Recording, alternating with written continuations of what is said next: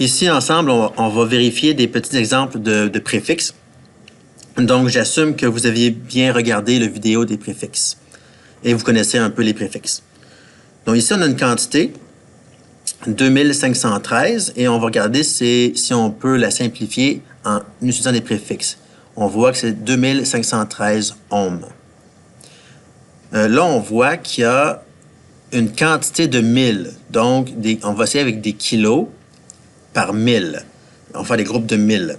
Donc, en divisant par 1000, on se rend compte qu'on peut faire 2,513 groupes de 1000.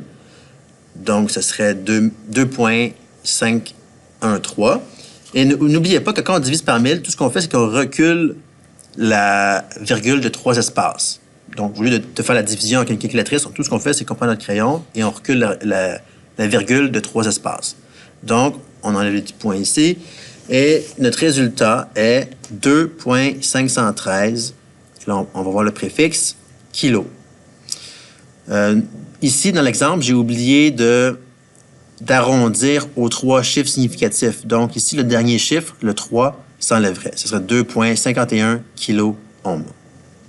Un autre exemple, dans ce fois-ci, dans le plus petit que 1, j'ai 0,000165.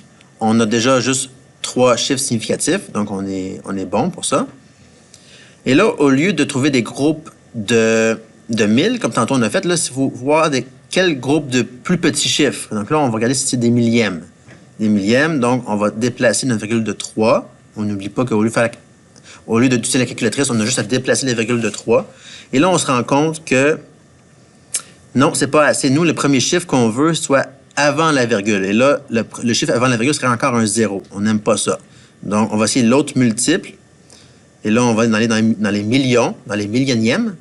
Et là, on déplace de 6. Et là, on se rend compte que ça fonctionne bien. Nous aurions 165. On va voir ça. 165. Et le préfixe du millionième est le micro. Un symbole là, grec. Et là, j'ai oublié de mettre une unité. Donc, ça, on mesurait à l'origine des ampères. Donc, c'est 165 microampères. On va essayer un dernier exemple.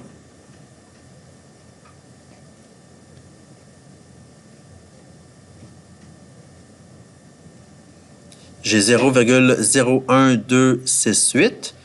Là, on va commencer par arrondir à 3 chiffres significatifs. Donc, le dernier 8 disparaît et le 6 devient un 7.